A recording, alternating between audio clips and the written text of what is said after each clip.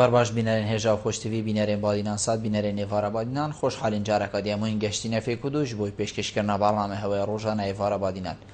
بینەران وەکوی نەزانن کە بەڕنامە ڕۆژانە ڕابیدن میێڤانداریە کەسانە یانە بژین چەند کەسانە بۆ یەکیل فێرێ گفتوگویەک بێدەگرن چه ئەو گفتوگوی یاگرێدای ڕۆژێڤە یان ژیاگرێدای بیتە بزانین و زانیاریە میێڤانێمەیە ڕۆژێ بۆ پتر خزمەتکردنە هەوەین هێژا و خۆشتوی ئەڤروکام ڕابووینە میێڤانداریە دکتۆری زۆر بەڕێز دکتۆر ئیبراهیم ئەحمەد سمو سەرۆکی لژنە پەروەردە و خواندنە باڵا الپەرلەمانی کوردستانê ana heye xwedê dê babeté me Evrûkel serwêçendî bîtin ka rewşa xwandinê herêma Kurdistanê kêşxona hat xuda çawa dê pitir pîte ev kertê xwandinê hête dan çawa dê em şîn pitir xizmeta vî kertîkên wekû hemî welatên dî çawa dê wekên ku xwendkar xwe jî heza wî ya xwandinê hebîtin ne tenê heza wî ew bîtin ku bawernamek hebîtin û dîmayê her cihekê bîjtin ez jî derçûyê filan kulîjê me û heta dîmayê hejmareka diya pisyarên wekî vane ya xwedê me yên amadekirîn dê ji diktorî berê nekirin hînên hêja û xweştevî jî şêmpreya wan ji marevên ser şerşeme diyar hîn peywendiyê me bikin sebaret babet her pirsiyara hewe hebîtin digehîte diktorî diktor destpêkê tu gelek xêradî ser serçava ev rû bûye fara badînan سپاس براستی کو بۆ ساڵا دوێیە و ساڕێکی دکەوێت گل دەستپێکە خواندنێ دومە میێوانێ وی بەرنامەی دەستخۆشیل هەوتکەن کو ئەف نەفەس درێژیە هەوە هەی بۆ ڕێبەبرنا وان جۆرە بەرنامە و گرێدایی خەلکێ منە و تایبەتیژی خواندن یان ماڵ نینە لە کوردستانی کۆیەکت ماڵەوەدا کەرتێ خواندندا نەبێت چوەکو قوتابی چوەکو مامۆستا ژبەرەندی ژێف جۆرە بەرنامە و جۆرە ڕۆنکردن چەندوان پرسیارێک و هەندی ئارەستەکەن ڕەنگە مفاکی باش بۆ قوتابیات تێدا هەوت ئەکید دکتۆر ئەم دەیلوێرێ دەست پێکەین بێژین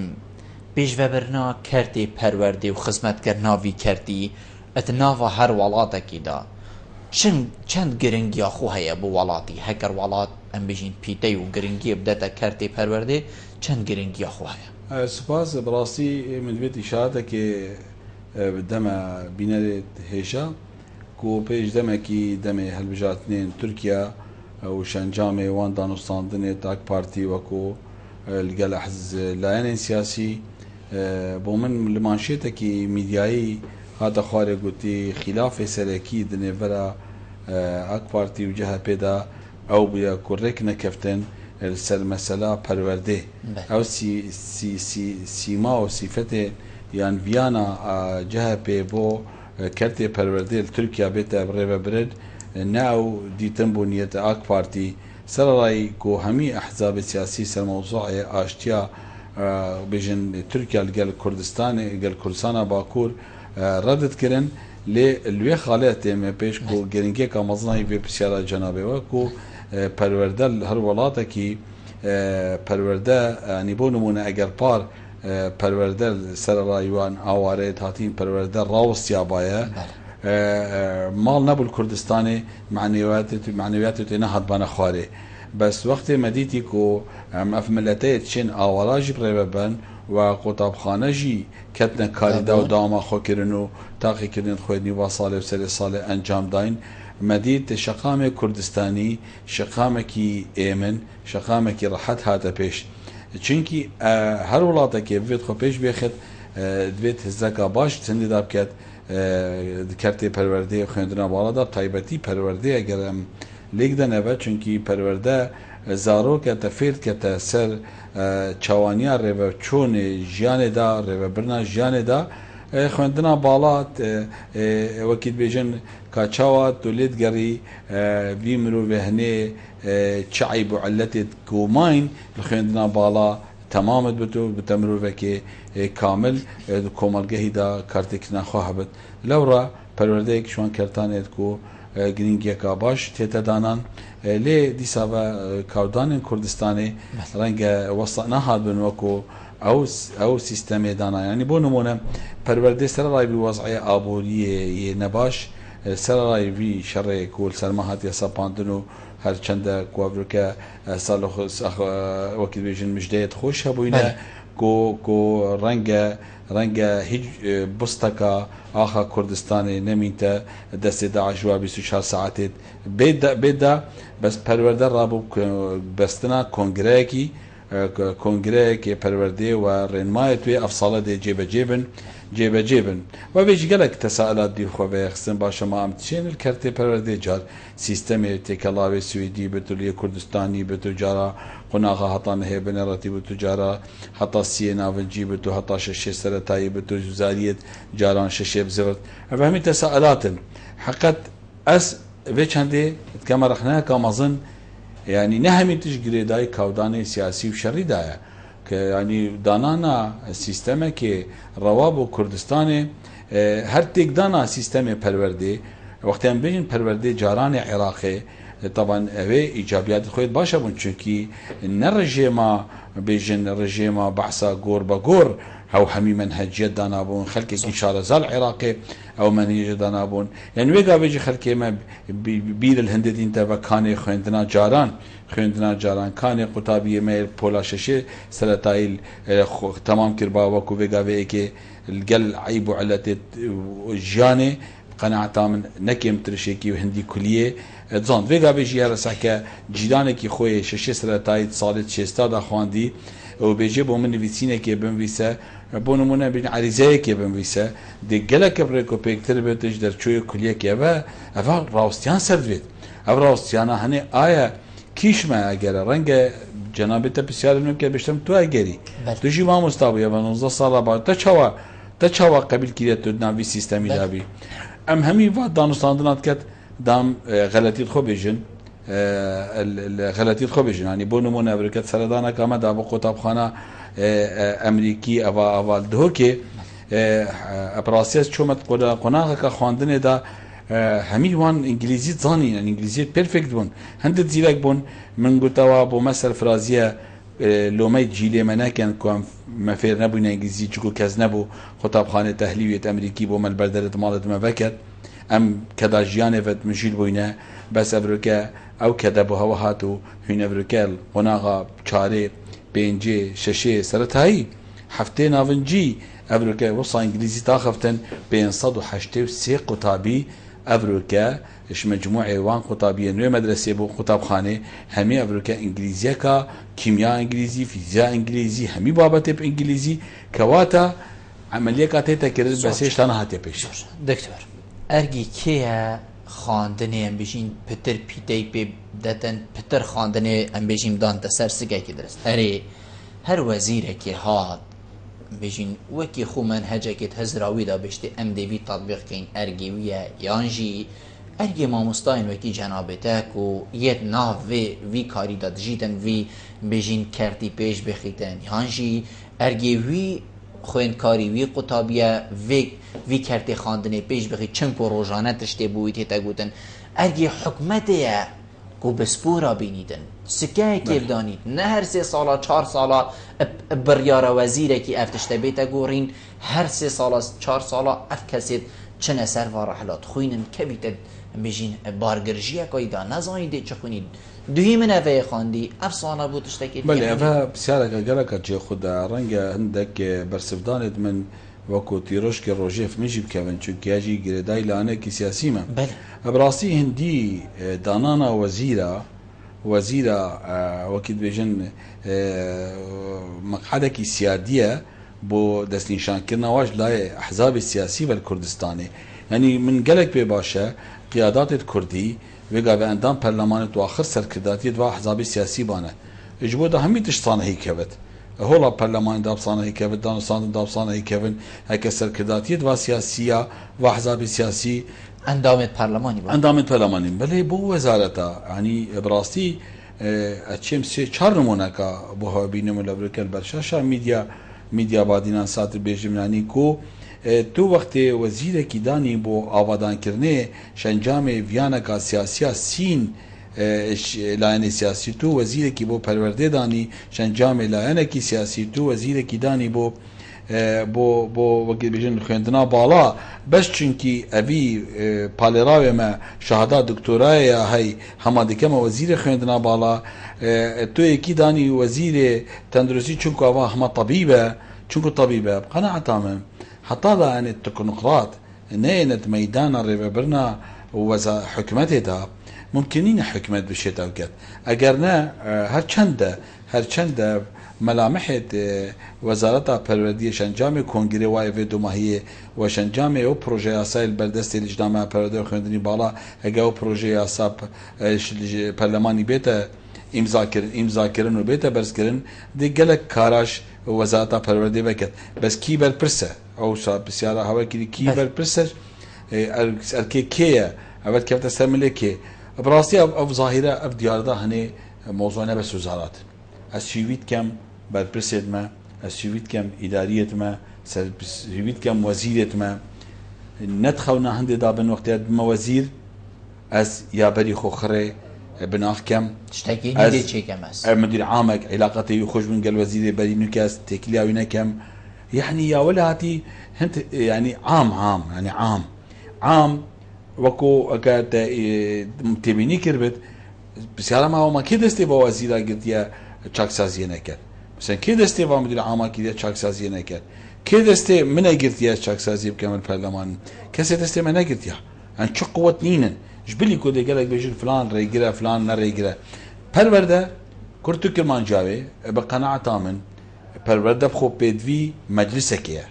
مجلسك شورا لآستكي بلند نكيم تر اش بسبورن بواره پرده 25 ساله هبن زوجنا دكتور بس وی مجلسی داده کی بن وقتی وزیرک سرب حزبکی و بیت کوی ویتن بخو چاک سازی کتن ناوی لانی خو بیتن باشه از حسکم او مجلسه او انجمنش کی بیگ بید کچا بگاوی بو کمیسیونا بالا دهیر رقمکی خیالی 100,000 پیشکش کردی و آبخوا 500 ویترینگ شو 500 300 و گهاستن به جوی دایره بوده بس هیچ نبت او 200 دی او 200 دی بقناعت من جوری سیویانه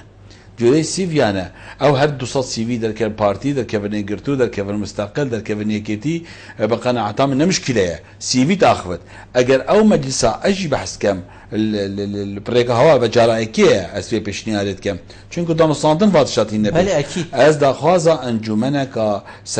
انجمنك شورايا هر وزارتكي بله بتایبتی بحثی پرورده خندنی بالات کم دش در و رنگ یک بیشتر من سیدا وزیرم شیرتکارت هی او نه شیرتکاره بصراحت شیرتکار از وزیرم ده بزاوی کم یکی کم شیرتکار تو لعنك سیاسی ده بیش مت شیرتکار هدک صفات وین 10 سال خدمت هبد شهاده هبد قیمت اوه هنده هبد از دو تشیم دنیا کان واینم چاره نزیکی خود افضل تر کمش چاره خدانشان از دخوازا انجمنه که کم نکم ترش 15 کسا بس اگر بده به تو 15 کسی 30 سال خدمت دواره پرورده در کردستان هبن تو بگه انجمن خود جوری سیویا جوری شکر تقدیره سالت خدمت 30 سال توی پاکجن 30 سال توی چکیریه بو واره پرورده چند بجدار کیه دانانا کتابا دا باور بکه اولی بتا انجازه که تاریخی دست شوی برده شیرتکار و خبیره دانم اول گلک افسانه هیه تو شیرتکار و خبیره تو ده خانه کردن تو دانیتش تکی اوی بوی صلاب السفرا افرویا انجمنه کی دانه و قراره که جدی دانه از پی لازم نیم نمن شیرتکار دوین نمن خبیر دوین خبیر و شیرتکار کردستان جداخیه نوکو خبیر و شیرتکار ولات اوروبینه ولو ولات اوروبیه که تو میجوا وکه دست پی که تو همی آوا بوینه یعنی آوا امت در کردستان بورن سربو رکبل کو گله کده بودن خلکی ما باش تبگهد یعنی آوا ام بحث کوچبریت کن اوروبا بری که هنگه دست پی کردی اگه ام بحث کوچبریت کن یعنی بو نمونه یعنی اسکا گریدم فی بابتی و یا برمجه کوچبریه برمجه کریه زمانك معينه دي خلاص بشي دهرج دي الفي ميديا الفي بعد ناسات كاز بحث كوجبريه ناكر كوجبريه فهيوا شو حاجتها اتحاد اوروبي هند فيان هند كاربدس فيان خلقي كيوي نمايا جيلي وسطي جيلي مظنبوي عيال نابنش انجام جانوايا انجام ابوري ما خلقك كديت خلقك ديال كيليت ارد الشر اللي دخلك لي رفض از الشر اللي دخلك لربط اجينا از بوچينا چمش سودان بم از بوچينا چمش جنوب افريقيا بم چونكو خلق شرق اوسط يعني رجلاتا نافراست انسان كادحنش نحيا شوريبه وانا خاص من دبركا دوی رنگی ده هيا انديش 10,000 شناف مداب چنو 20,000 شناف مداب چنو 30,000 شناف مداب چنو 50,000 شناف مداب چن يعني بونو منقل جذب كردستان يا والا بو هندي خلق چوش دربه بس کردم که ام دی پیک برام چنین سیکا ده که تو بجی کس نچوش دربه تو هر مزگفت ده بجی کس نینت به دنیا ده عالم همین نویجات کرد هر چی که کادی بج عالم همین الویری کواتا هندا ولاتا هندی خلق شناف داب چت چکو رجایا زارق بوناوا هر کسش کس بس بسیارا من اوا آیا ام گل کوش بری آن نه بوچی ما سیستمه که ما سیستمه که پروردهی وقتی بیشتر پروردهی ما بستم نه پروردهی قناغ سرطایی حتی آمادهی قناغ سیستم پروردهی حکومت هرما کردستانه یعنی جوری وجاخو بقناعت من جوری وجاخو حکمت بیشت سالانه من بدوی هزار درچوین همی کلیجانه از دام زینم سالانه یش هزار درکبت دی بخو خوینت دی بخو شهاده اینت بس دیسا ما اف خلقی خوی فرقی هنده هچه درکه هچه باورنامه بین ویت شولی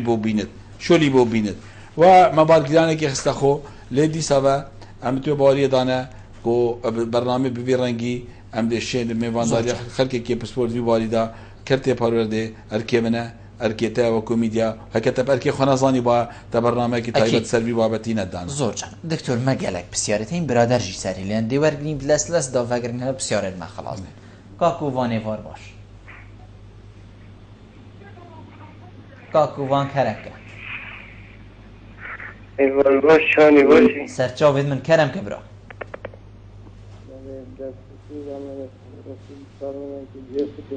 دنگی تنهایت کاکو وان الو بله کرم که بله بجم راسي بابا تاكي خود ممنونی تاینه فرموها کتب بسیاره که بید کاکو وان بله میجی چند بسیاره که هون سرچاوه دکتوری کرم که بله بجم براستی سیستم نکه هل بشوتنا از بجم باشه بس پا ولد جه بسیاری از بجم نظرت بوچ سال بسال سیستم ستا گورین خطابی بله نظرم بوچی سال بسال سیستم ستا گورین بله او ایک یعنی ما بی آگه بزوین او ایک یا دیجی دویشم اگر هم برین ساکن از افغان که خونه خود دوزده من بله اما سال دیگه بخینم بس هج که من گلت بیاب که من بسیار اما دمت بیشن بسیار تنفروتن یعنی یه دارمان در بسیار کریتنی های فقیره چه درسوی که باید بخینی در حق خطابی فقیتی تخوره ممنونی تمه هر اوه بکاکو وان بله از ممنونی تمه دنیایی که ما مستا سیستم هل بجارتنا بسیاره تدبینی اف سیستم يعني سيستم كي سركفت كي ايك وبوتشي سيستم زيب زيتين اغورين يعني ابا بري في قبل ما بحث كل حاجه جريدايا وقالك جي خدايا يا مشى بس رنگ هشتا مهميه بجدي بس صفاوي ندابد الجوري خندنا ما و بابت امتداد لجنا پرورده خوندنی بالا و جری و پیشنهاد گشتیم به دست ما مثل ویدیم دست خوشی بد بجم پیشنهاد اجرای حاکم رزگار و وكود بيجن بوما يا جهشت لجنا پرورده خوندنی بالا السر سیستمی هل بجارتدا براسیت وی پیشنهاد بو جارا ایکل میدیات بيجم چونکه و ملک ویمرووی بویا اف پیشنهاد بس پیشکشی ما که وقتی ما امضا سرکری مدا انجمن وزیران رنگت و رجادا گهج بتوزعتا پروردیه به هزکا باش کرد و بیجت اگر صفحه 4 5 و 6 8 20 بت يعني درجه 8 20 بت بس خيار يا طلبي بت يعني طلبه دي بخل 4 5 خو زيركت دي 7 5 والقرد بل تشي صفحه 6 نخوينت 7 5 هاي بل واگر صفحه 4 5 ساكره درجه تلوازن بخش 20 حساب كت بس صفحه 6 امتحانش 8 بكت 8 بكت بقناعه من ابا دقلك علمي تربت قال خلكي هي رنگه بيشتخو زي بخو صفحه 4 5 لا خوينم دي معدلي 7 5 درخ صفحه 6 نخوشك چبو كيشك هتا برسنگي چه تمام خوينت وي 7 5 خويا زمان كدي كوبي درباز بت بس ما صدقني يعني افشي هر وكي ديليت هر وكي هند ديليتن سيستم تينا غورين يعني جورا كودي ام بيشنيار بل نشرته كاك بلبل بري بار بيشنيار وقتها كرين قلتي ام دي سيستمي هل بجارتنا ابو طلبي دانن بارك كوبنوا انجمن وزيران كو وي روجي اج حاصل بهم البورد انجمن وزيران بريكا وزير التخطيطي اف بيشنال هات بيشكشرن قلتي بلا فرصه بو هردو قابت يعني يتشارو بيج الجل شش ويبيجي بس شش وهو بو ناجح سركجي يعني خلك كش الوزيك مازن درخست افرجي از بيجم يعني بيشنال تنكرن خلكك نرازيج في سيستمي بله از بخوش وكو بسوره كدبار پرورده دا از بچرنگا الگل سیستمی هلبجارتنا 100% دینیم زور جان چونکی 100% تش شیانا تش دربرینه تش شیانت آخفتنه شیانت نویسینه تتمرینت تنت بیا خدانه خو قلم خو کا او ای انا ببیه انا بسی انا بدیه لورا کسلان جینا لورا ام خوب خو دی بزاوکا بزاف کن حقیقت هر چند وزارت پرورده رشده هر چند وزیر پرورده رشده هر چند وقت تاخ و نمونات این نبر سیستم دبی سیستم ایران سیستم پلان دولته راسته بس او پشتی چند ساله بو ام ویرنگی کو فقرات دیش بسیاره کووانی او بیا خلک بسیارات فروشت خلک ام دهینه و سروی دکتر دریجی چنکو بلکو گله گازن دیجی سروی ام دیوا هر دو برادر راجور نیم دی فکرینه با کاک عبدالعزیز ایوار باش کاک عبدالعزیز کرم که ایوار یا باش سرچاوید من فرمو برا من بسیاره که آست خواندن الحرمه بله از ببینم واجب کسی که پرورده مکارتری یا نظمه آستی پرورده نظمه گنجایی یه برقرار که ثابت و که هم عربی دویجینی منینه بریار دمیت تو وقت امتحان داد هید بیشی تبا از بریار هات بله یعنی همی دوینین آستوی یه نظمه نوکی خویه نوکی سالت بریه سال با سالت وکی دوینم یا نظم تر لیتد و یا دوی مدوی رجمه دکتوری اوی بحث 1000 کساکر که در کبنش کلیه خلاص بدن و بیوشتی حرمی فدی بله نه حاجت حکمت و دامزلاندنی بله کرت تایبت مواجهی ببینید بله کرت تایبت مواجهی ببینید نکل عویدی و مین تلکولانا اگر بوچنه اف کلیات همین ممنونی تمکاک عبدالعزیز بله دیکا فرهنگیشی دیور گرین بلا کرم که دیکا فرهنگی سرچاوید من دیکا فرهنگی کرم که الو چانی سرچاوید من کرم که بچک دنگ تلویزیون خو کیم که اگر ازیت نبید از دستخوشی برنامه دادیم ممنونی تمام زور سپاس خیرات نا دکتوری دیدیم زور سپاس و از بسیارم از 3 ساله من تقدیم کردی خارجی بله بسیاری از اودیدیم ابوردیم گوتام سالا بیدم بگم من سالا دیدنه که یا دیفرا گوتام چینا بدن تو که تو جاره دی امتحانات دیده یعنی معقول نبود درسا و خواستن عمری مروی مازم یعنی چه دولت بگری يعني عمري ما أظن عاديات تشوف قوية يعني ما وصفات بود درسانه هلاز جارك دي تقديم يعني في قافير ريك التهات يقرتن كنتو هر خواندني جيب ريفانا بي دايكا فرهنجي لا بس يعني خارجي يعني بيستمع مثلا دو درساس كردين متفيو هراز بك ماذا بله كنت امنا في دست بيكي جارك دي تو دست بيكي ده بله يعني او دو درسا بوتناكرين عبور لا عبور بمكرن دو درس عبور بله قدام الصلاة إجباري يتانا تقديم كذا بدو الدستيكي الصلاة دي ذات الدستيكي ذا دستيكو تمهيدي كذا بله ممنوني تمديكا فرهنگي بلا فيكا بشكل كم بشكل برسوا عبدالعزيز دن بله دي ام هينا كوفاني باش هينا عبدالعزيز بله كوفان بحثي وشن كد بسيار تينا فروسن دكتور اول بالكو غازندا قالك كساويت حقيقت يعني ماموستا اسنا بجمتا فلان عردی بس ما مستات باور که یه هاتی دف من بخو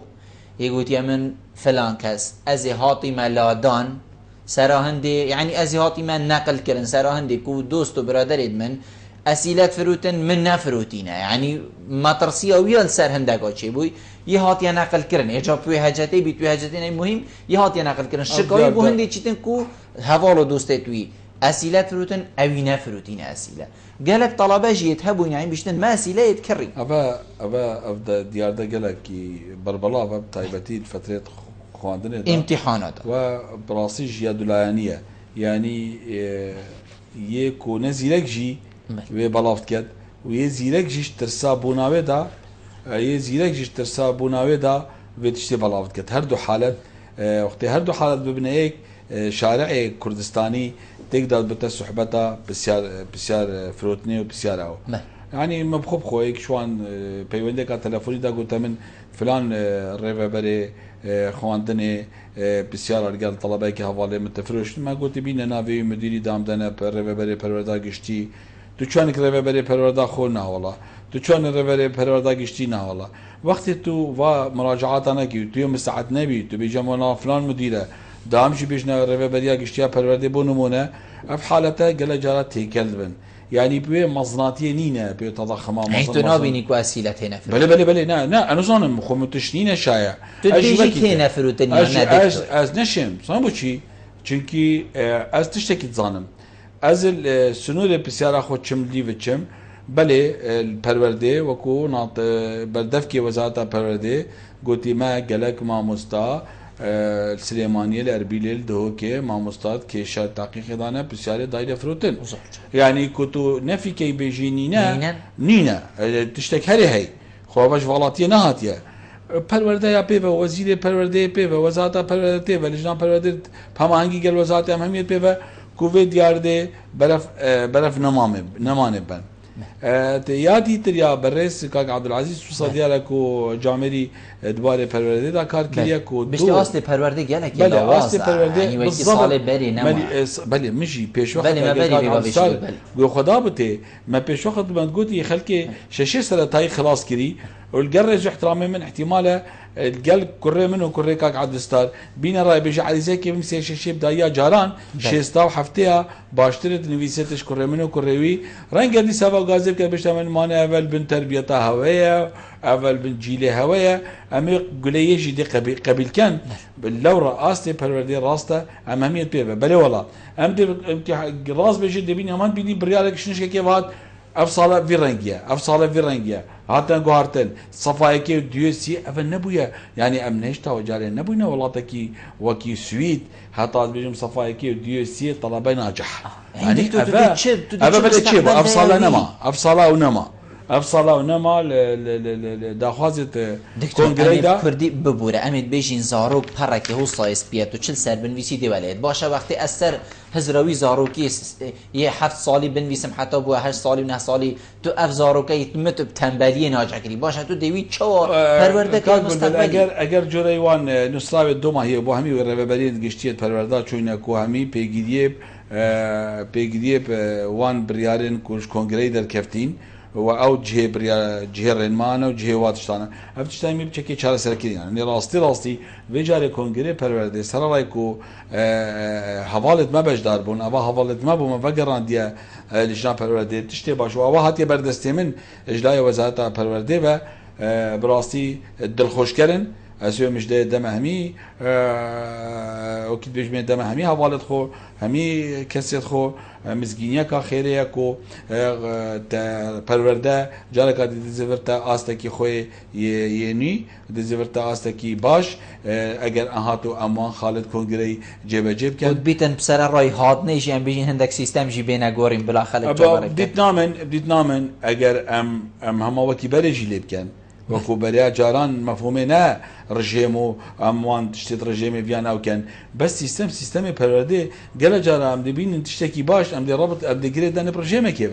وصانینه تشتی باش عراقیه اردنیه دولتکیه مهمه باشه یخراب لاده کتابا میجوه که چی خراب در قیمت گوتیه لاده اوا باش تو تو وقتی بحثی میجوا آشوریات که میجوا تو انسان نیدرتات که تو بحثی جغرافیا کردستان که یا عراق که همه کتابا که بحثت کن اجبار هندي ازقر كاك عبد العزيزم استي پرورده گلك ياتي خواري اللي ابد رينمايت كونغريت شد باشن بروجي اساي پرورده كدرچو ديتنامن صالا بيت وكو ابروك بقناعه من تيرا هندي ديكت كوكاك عبد العزيز بيجت كيرفك تشويه بيش پرورده اگر هاتو افرين مايت كونغري جێبەجێ کردنە ساڵە زۆر جانە دکتۆر ئەم دەوێ پەیوەندیشی وەرگین پرسیارێت مەژی گەلێک نۆلبەرکۆفە بیتە پەیوەندیە دیمۆیە کاکەکرم مێڤۆر باش سەرچاوێن کاکەکرم کەرەمکە قاطي بابتك جلكي جرندا هالسيارة يربط هرما فرسان بابتك شكرا تشير خلابنا لبنات كان سرسرا سجواد هر دين هر ولاتك جرنجي تتا آتي زانين الولات فوق بيجومان أو ولات بيتهمو بورا بيتركت بدبروا باجي بيشمدي زيارة باشا جاي ولاتي برفاري بون يشتن لا ده تشارك لبنات هجاب كي وهرفت شرا دي برلمان كردستان حكومة هرما كردستان گرنگی دا وان خوندکارن آوارا سایبت یشنگاله کو نهاجی صدام خوندکار الهبیه برياره که نکو بوان خوندنگاه گتذکرن اوج خوندنگاه تا آخی لما خادم هطانو چندین دخوادی وان کرینا رای حمد کنالانجی لی هطانو از دخوادی ون نهاد یجب جی کرنا هذا جی اگر اوی چنده کو گنجن ام خوندکارن ما روشنتیر ما برفولات بیانی دا بچنجی برکو هطانو گرنگی که وان نهاد دانا تشتي وكالة سلطان مدن سيدان دهاتي دي كان دخوات كان كو بريكا برلمان كردستان يحكومة هارمي وزارة فروردي كو خندنجات وان بيتبكرن خندنجات آخي كو برينجل شنغالي هابو تشتيهات نتو آوارا بويزي نواب صدان أخون كارنت بيمانيا ودو صال جي لسر واندا درسته كاكرم بچوناتا بسيارتا گشتن ممنوني جنابت اما كاك بجار ايوار باش کاک بجار اگر کرم کی الو برادرم باش سرسری من سرچاوم کرم که کاک بجار ممنون سپاس خیراتنا میوانتر که کنم زور سپاس بود دستخوشی البرنامه تا که راستی برنامه که پیشکش یا ممنونی تمام برا برا بسیاره که زحمت نم کرم که سرچاوید من برا از سیستمی البجارتنا راستی سیستمی که بیجم بو حتی طلبات کو گنجات جاب طلبات گنج بلی پا بجشلای طلبه زیرک و پیتش کاردن هم که بگرد که طلبه زیرک گرک پیت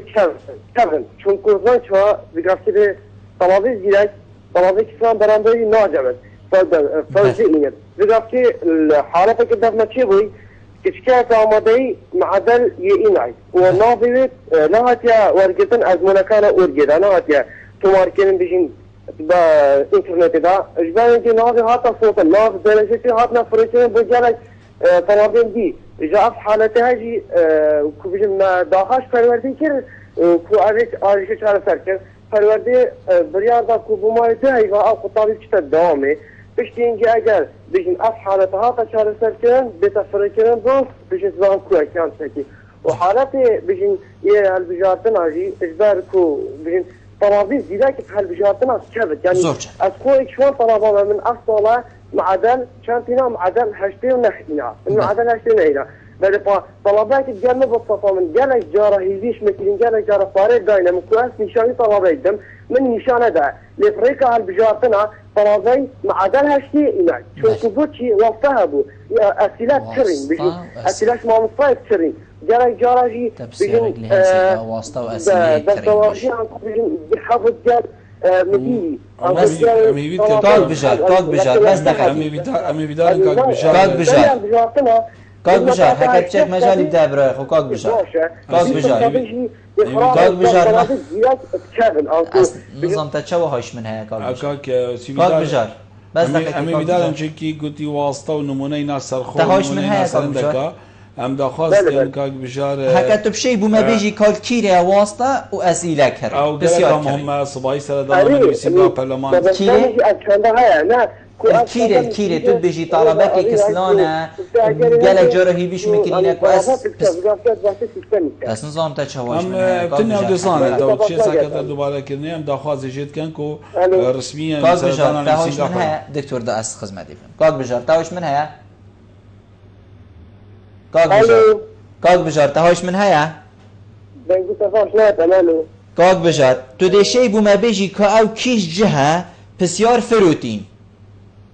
پەیوەندیە کاک بژاری نەمادگەلمە دکتۆر ئەم دیب کورتی بەرسەڤەڤا برادەراتین یعنی کاک عەبدولعەزیز هەر بەحسی هێندێت کەتم بیشتم بووچی کەرتێ پەروەردێ ڕێک نەکەفتیە بۆ یەکێک و ئەف تاڵەبێت دەرچن بینە دامەزراندن ئەو لەولانە مە بۆ برایە خۆی عەزیز کاک عەبدولسار بەحس کرد عەبدولعەزیز و فقط یا دوێژی بۆ هزار قوتابیە من گوتی مەسەڵەن حکومەت بۆ خۆ حاجەتا خۆ بێژ بەلێ ئەس گەل کاک عەبدولسارم حکومەت لە هەمان دەمدا تشجيع كرتي تايبت كرت چونكي خو كردستان 2000 قطابي ناي همي قاوام سو 5000 ورد گرن 11000 من الويري كواتا ما ريجا همي صالا 50000 كسي تين درچوين كليا درچوين ششه آمادهي پیشکشی کلیات كان ام الريجا چاره بين يعني حاجات اختيار بيج مزار من نمونه شماره كينا چه بالحكمت حاجتاي 5000 بن بس عيني وقتي دازگار كاك عبدالعزيز چاره سركنا به كيشش گلاسانه هي يعني حتى بقى امي خلقي دامزدينن دامزيج بلي فادو صالت بي وضعيهم تداجين ما خلقك خاننشين نكريه يعني ما فكره تنددا نكريه دبيت حكمتها ما هرمه ابرورين تخواري برجوان داملته ما خواستان ديكو ام اف كاسين نشرتم جريدان بعمري ب 63 سال يعني ام بو مرحله كي بو قناغه بو اف فرشاره جنجت مال سرما ودامزراندنه تغيير كان تغيير كان ايكي 25 سال خدمته ايكي 15 سال خدمته ايكي 20 سال خدمته ام خانشين كان ام خانشين كان وقتي ام 5000 كساب سال خانشين كان ام شين 5000 جنجت خو دامزريني 5 اللي وقتي دي بالانسا كبير بله باور بك چونكي اگر امسح كان ما مستعد ماجي قالك خلكي ماجي اكل جوله بيرجع 8 صدي بيت خانشين كرن خرابنينا عندي شد بخو كاركي ديكت چاره سركنا وان كيشا قالك ريكتشن زوجانا دكتور تا بحثي خانه نشينيه كر ام دي درجه يا برنامه ده برسبا جماعه دشتين بس بيشن خانه نشينت بيشن ام تينا خانه نشين كرن جي سرو 60 ساليه دا او ما مستای هنده زحمت بری او ما مستای جیل پرورده کری از دی بوده بکل و خموها بیشه ما مستا دی بیجیته هر مالا خوری نخواره ام ممنونیت تا اینه و هات مدسته کرم کروی نخواره بوچی ریزل وی ماموستای نه تا گرتن اوی هنده سالا خدمت کری همه کرم کروی نخواره بوچی حتی وگاوی او ماموستا همیل چایخانه نوا بازار رینشتین یعنی طلبه چی تو او ماموستایم بو سلاف جینا کتی بوچی ریزکا تایبت الوینای تا روزا گوا بیت دانا بله زمان میدیا من هزار که تو بسیار خوب شکل کدی بیچی نه از این شکلات از دلی و ماموستا نه دلی ماموستا نگوش بله دست متوجه دلی خانشین نگود خانشین وگاوی ایک بسیارت کرد بله بیشتر چه مافه او چه گناهم چیه؟ 30 سال خدمت بکم 25 سال خدمت بکم حتی خانشین بم بلکو ایک روزه که دوام نکردی خانشین بت دبلته هو قد ويا بدل تلي خانشين اوجد جلده بله اوي هني عندك 2 ساله خانشين كان عندك 5 ساله خانشين ك و بلين باش لو راس دخوازت كم ندا خوازا مروفكي وكل بيجن دريكا وكل بيجن اجلاي معارضه بنا اجلاي رنشتنكا همنانه ودانستاندنكا همنانه قال حكومه اخويا هريما كردستاني ودا خوازيكا همنانه اشتراكاتي حكومه هريما كردستاني بلي داخواز جوين برسكم لجناكا دمل دست دانن بو بنبركرنا بان حالتا و دستنی و چاره سر کردن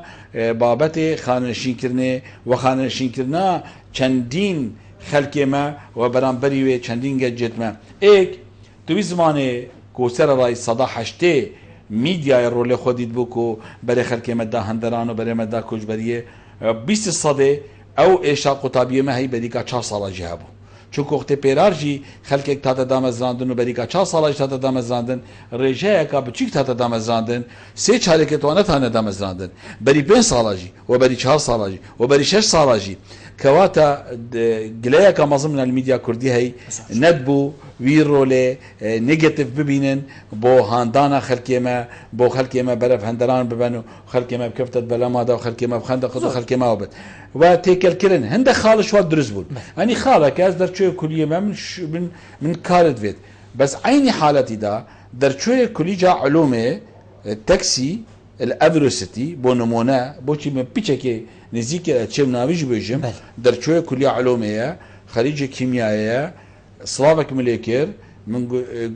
ازغان نجاكي سوال دائما از برا بتريل تك سياسات بن نوكو عندنا برلمان بيجي ما تشنينا ام تك سياسات بن از قال جرى تك سياسات بن çünkü ثقافتها پرلمانتاری گریدای ثقافت و گوتن و آهات خودان تکسیانه یه کو خودان کاسبکاریه نه یه نظام مهنت نه بله که ترین خال و چه خانه بحث کری اگر ترین خال چه خانه نجار و حدادا ترین خال الگل پنیدوزا ترین خال الگل شار پیش سازی تو سوار بیل تکسیا یا شون بده بوته ونه که ویانا خلکی درکبد اما اگر تو هر گل صنف خورن خال از تو ده چه بشن یکو چاکیته منو چاکیته تا رکو پیک وکی ایک بس که چمن کی کوشانت جبر کناوی چاکیته نبن از ده قیمت چاکیته خزانم و از ده هست نبونا چاکیته کی بوی ده به حسم لو راجی دیتنامن ام همی دمل دست چارەکردن باشه ام نه هما بشن اوه ندامزدین دامزدن دیتنام وکو کس ما توضع كابوري خراب جدا دامزادن هكا بالنسبه لرجيا كيمشي مهبط مصالانه تشتكي هبط باشا ما كيم هبط يعني ام رنجه بيجن باتا شو وضع ابورينا شر داعش ام الكيده خلكي دامزين تخرج هكا كيمشي دامزدن دست نشان كي السر حسابها چاکسازیه او چاکسازیه جی جداخیه وگاوی میدیا خر برای چاکسازیه بنا سرکاتی حکمت هرما کردستانه خوبی رنگینی نه چاکسازی اوه تو وزیری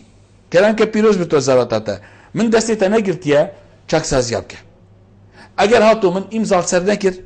سر نکر کسی دستی تا نگرتیه میگه دست باوجه کاغذت خو نه از وزیرم چار کاغذا بدم فندام پرلمانه کی بردم خلقی بجمه ها روا بلاف که الميديا بلاف که اف شرهنه الوزير جرز احترام المقت چنه کوبونیت انجمن وزیران دا خر ایک دست دم دست مرو بینت گلک رکو پک گرتینه بس دی بینت عینی دم دا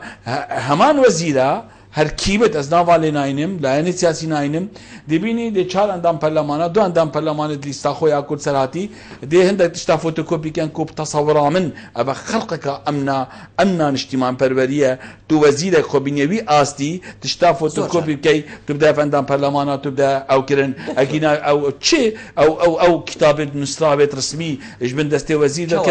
وزیر تحملت کرد زور جان دکتور تبر سبب سیاره من دا بوچی ما مستان خانه نشین قدر و قیمت خونینه بوچی وقتی ته خانه نشین کردن اوادی کو موی بالا زیاده کر مزیده نکر جناب زیاده کر ممنونین بوچی قدر و قیمت بوانینه بوچی جهکنینه همیله کمبرین نخاره یعنی احترام اوی به تکرم بوچی آهنگ بوام مستانه تکرتن انوزانم خانه نشین کردن جوری پرانسیبت جانا خانشین بونا ما مستاکی بقناعتا من تصوران مفروضه وقوتاب خانه و ما مستاله او پروردار سنوری بو آهنگ کا خانشین کرنا دهید بشتتا کا پاراب دفعه دا آهنگ کی بو چکم دکتور یعنی او ما او خواندنگه هیچ آهنگ کی چکم بوچی لوگو کی وزارت بوچی لوگو کی هوا کوهین و کو ام بجین خواندنا بلند الپارلمانی لجنا خواندنا بلند پارلمانی بوچی لوگو کی هوا بو نوای دادن بوچی دی لوگو خواندنگه های بو دادن آخر اف سال الوی خواندنگه سال کادیل اکادی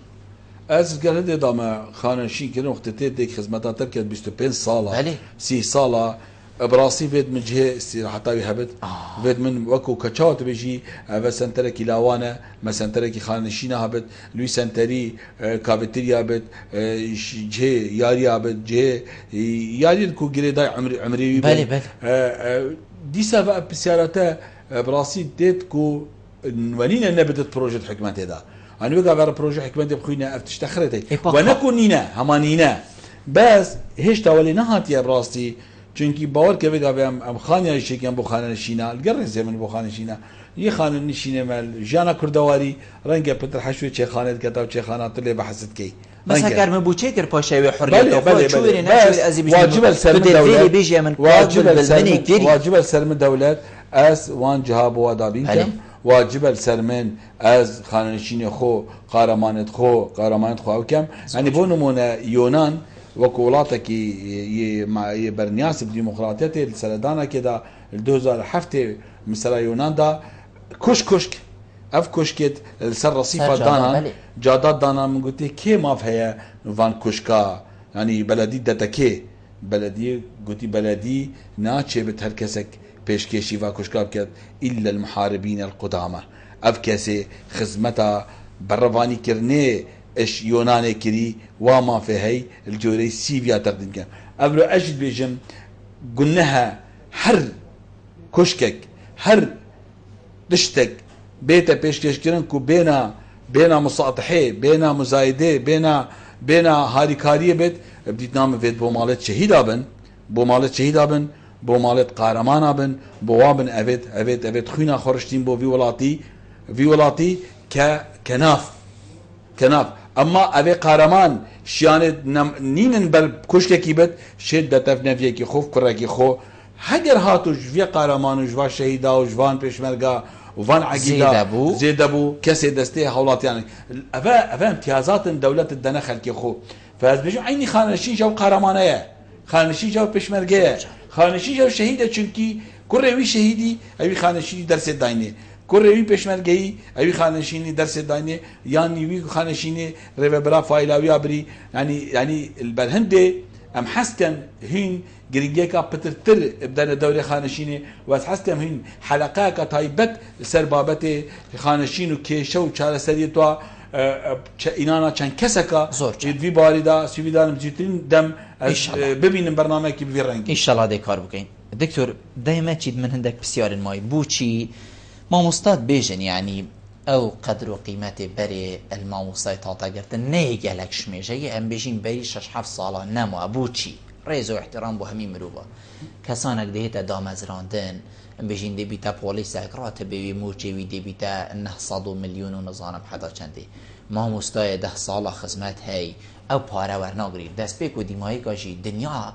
يا سر پاره تيدو چيدن دكتور يعني هگر تا پاره نبيتن اخر افي پاره نبي جيان خو بكتن بلكو دي چاوت دورو بريد خدا كسكي لواز بي تدبيني هيبتا ما مستای هاتيش دزدان کو وقتی ما مستاد تیدا دامزراندن موچکی کیما پلاوی کیم ترشگله کی دیکوی چه نخواندی احترام کیما دست بگوتی دی بیت ما مستاد موچی برزه بس اوی باور نامه از گاک بلبل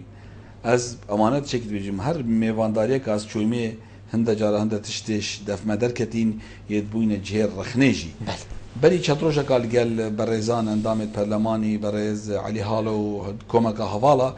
ما دانستاندنت کرد براسي ازيد شكي بيقا في بيجم سيويت كم درچون كلياش من عاجز نبن درچون كليا نا هزر كان كو از كاندناوات كم الولاتن بيشكتي درچون كليات بنا بوليسيت واد بنا امنيت واد بنا اسايشا واد بنا ريبريت وا براسي هطام وي ثقافتا بوليسي خوي مرور ثقافتا بوليسي خوي او ايك از بيج متا دا بري واخد بوليسيت خوب دنا خواندني رنگ گلك زحمته چونكي باشه ایک دی بشتن باشه که تدرگه فکر بود در چوین کلیا باشه ام خلکی مدام زندی 8 سال و 10 سال و 12 سال و 20 سال خدمت هیچی لی بکم بس دی ساوه کاچاوا امد بیجن اف ساله همی باخچن کردستانه بگل پولن ایکی لهمی قطاب خانه دی بتا انگلیزی جوانه حتی بره امد گلن ام چنجی بیجن اش اف ساله و دامزراندن بو پولیسا بو آسایشه بو دفاع برگری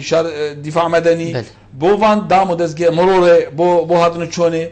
هرچه در چوی کلیه نبید چه نابد بس سوالان بسیار موا آیا هر در چوی که کلیه دیشته سر جاده دی رازی بد بتا پولیس افش گله گرنگه مصیبتا توی رادیو کوچبری قبیل کد دی زحمت بد دی پارا او کد دی قبیل کد چت الاوروبا ویشو لیکت یکود خیالا وجدانه بد القرص واحترامتوي من بس رنجستين كافي بكات بتا بوليس از دا خوازش تتكم براي من در چوي كليا از دا خوازش دامو دزگهمت كان هيفيك بدنما كو فعلا فيرو شمبيديه بلاف كان كو بلي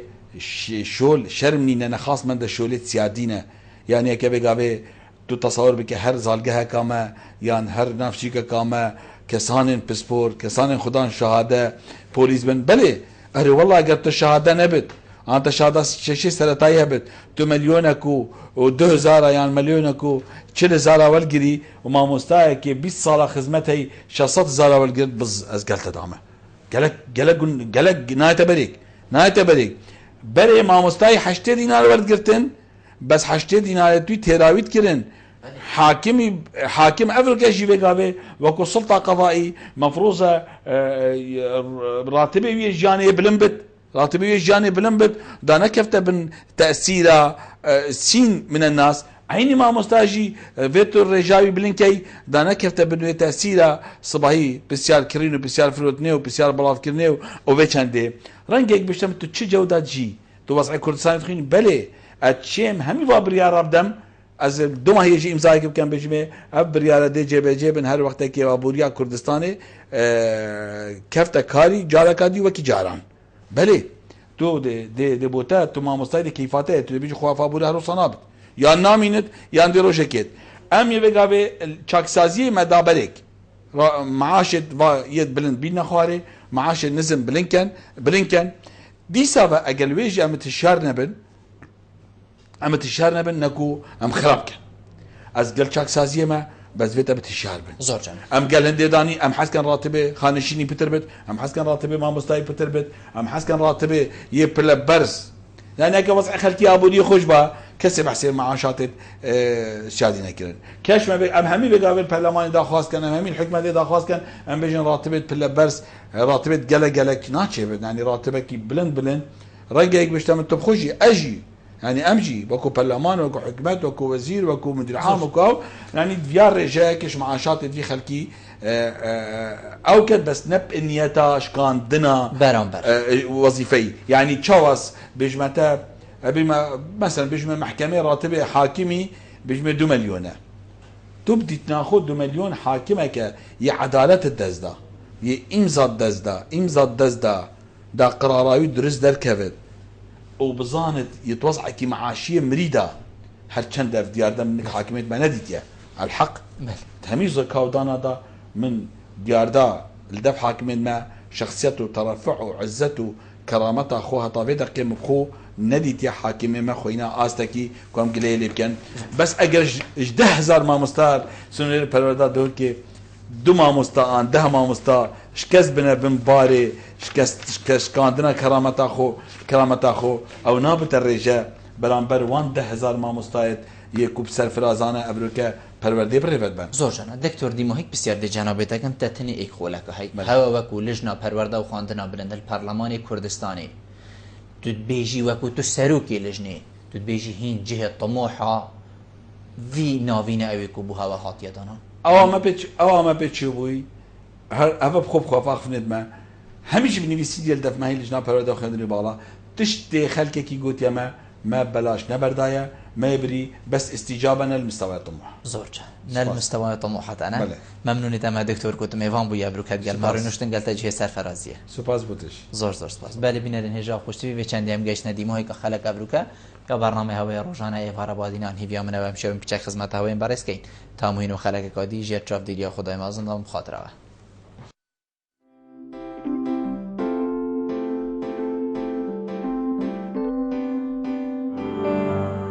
آگهداری یا بینرین